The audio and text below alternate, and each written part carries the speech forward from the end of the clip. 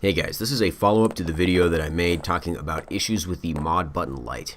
Just to catch you up really quick, the Modlite Modbutton Lites are remote switches for either Surefire style lights or any laser device that uses the Crane laser plug, which is basically all of them. I've used a bunch of different Modbutton Lites and I've had no issues with the Surefire plugs. We'll come back to that in just a little bit. I did have a number of issues using the Crane plug Modbutton Lite as well as the dual lead Modbutton Lite with some Steiner laser units.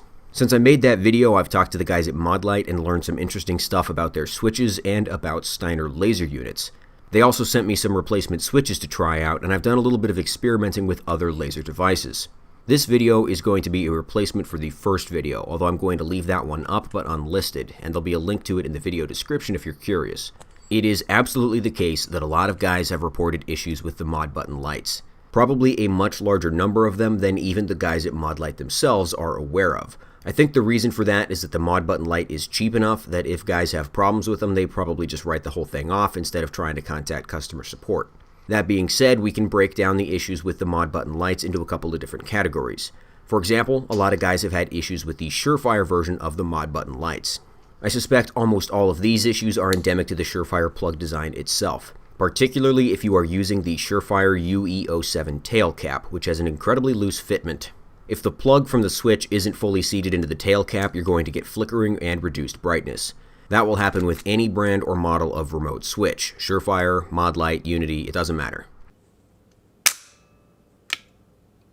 I've tried to switch over most of my lights to using the Surefire DS00 tail cap, which is the one that has the remote plug as well as a small button. Not only is the small button on the tail cap nice for redundancy, something about the design of that tail cap seems to fit remote switches much more securely. I haven't had any flickering issues since I switched to those.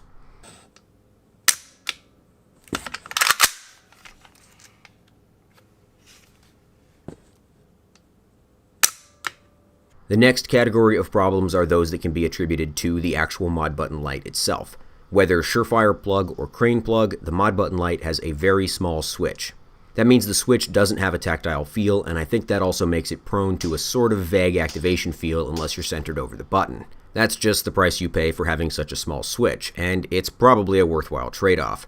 Two Modbutton Lites stacked next to each other is about half the size of a Surefire dual lead switch. When it comes to the dual lead Modbutton Lite, I had some activation issues and some phantom double tap problems with my original dual lead Modbutton Lite switch. The replacement that Modlite sent me does do a lot better. However, there are some limitations of that design as well. From what they've told me, that switch is basically just two switches stacked on top of each other. Rather than one button that activates both leads, it's actually two stacked buttons that have to be pushed down at the same time, slightly in sequence. That's why you can push the button halfway down and get single activation of just the light and not the laser. I think that's also the culprit of the double tap issue that I had with my original switch. There's basically four pieces of springy metal that all have to be pushed down together into a pancake, and then when they release, they have to rebound properly. My first dual lead Modbutton Lite was a little bit crispy feeling and would sometimes send a second pulse to the laser when being released. Sending a phantom tap immediately after releasing the initial press is what causes a laser to stick on if it has double tap functionality. The replacement switch they sent me has an improved feel, and I haven't had that issue yet. The last category of problems is the most significant, and that is basically everything to do with Steiner laser units. For example, the propensity of Steiner laser units to completely prolapse their laser plug receptacle when you try to pull the Modbutton Lite out. Steiner laser units tend to have a Gorilla Grip Plussy and also a lot of quality control issues. Sometimes the housings and the switch ports are not properly glued together, and that means a tight-fitting switch like the Modbutton Lite Crane plug will just rip the thing right out of there. The tight fit of the Unity and Modbutton Lite Crane plugs is extremely beneficial on devices such as a PEC 15. PEC 15s have a much looser Crane switch port, plus a lot of them are gray market surplus that fell off the back of a truck, so they've been ridden hard and put away wet for a number of years before you ever got your hands on them. By the time a PEC 15 makes its way into your grubby mitts, it's no longer an issue of sloppy seconds. It's more like dropping a corn dog down a mine shaft. Another apparent issue with the Steiner laser units is that the inside of the laser plug receptacle is not even all the way around. The guys at Modlite told me they've seen a lot of issues where the laser plug will only effectively activate the laser unit if it's in a certain orientation. And that seems to be the source of most of my issues with Modbutton Lites and Steiner lasers.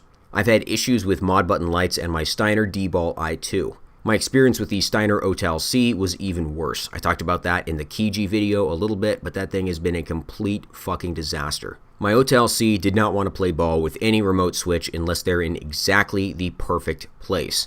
But it also has the additional problem of not working when cold or just when it doesn't fucking feel like it. Since I made the initial video about trouble with the Modbutton Lites, I've been testing those remote switches with HoloSun units and with the PAC-15.